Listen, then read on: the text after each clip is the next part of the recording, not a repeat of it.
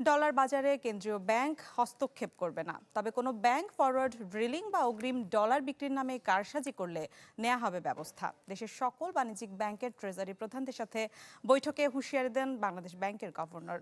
বৈদেশিক মুদ্রা বাজার অস্থিতিশীল হওয়ার শঙ্কায় এ বৈঠক অনুষ্ঠিত হয়।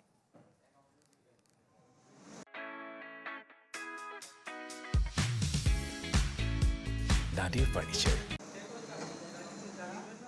বৈদেশিক মুদ্রার বাজার স্থিতিশীল রাখতে বাণিজ্যিক ব্যাংক থেকে ধারাবাহিকভাবে ডলার কিনছে বাংলাদেশ ব্যাংক। চলতি অর্থবছরে এখন পর্যন্ত প্রায় ৬ বিলিয়ন ডলার বাজার থেকে তুলে নিয়েছে কেন্দ্রীয় ব্যাংক। নিলামের মাধ্যমে বাণিজ্যিক ব্যাংকগুলো থেকে ডলার কিনে থাকে নিয়ন্ত্রক সংস্থাটি।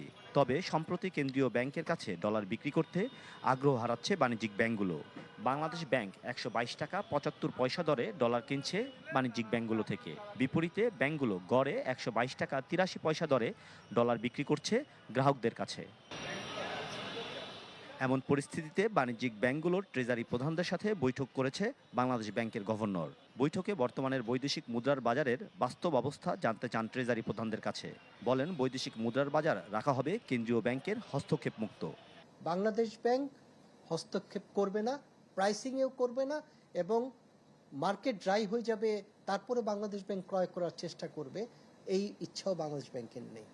বাংলাদেশ ব্যাংকের ইচ্ছা মার্কেটটা মার্কেটের মতো চলবে এবং বাজার দ্বারাই ডলারের এক্সচেঞ্জ রেট নির্ধারিত হবে। সম্প্রতি ব্যাংকগুলো তাদের গ্রাহকদের কাছে ফরওয়ার্ড ড্রিলিং বা অগ্রিম ডলার বিক্রি করছে।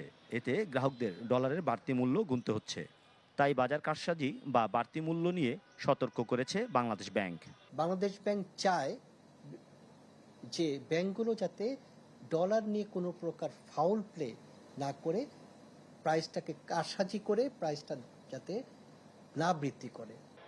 ডলারের মূল্য নির্ধারণ বা বাজারে হস্তক্ষেপে কেন্দ্রীয় ব্যাংকের ভূমিকা নিয়েও আপত্তি আছে দাতা সংস্থা IMF এর।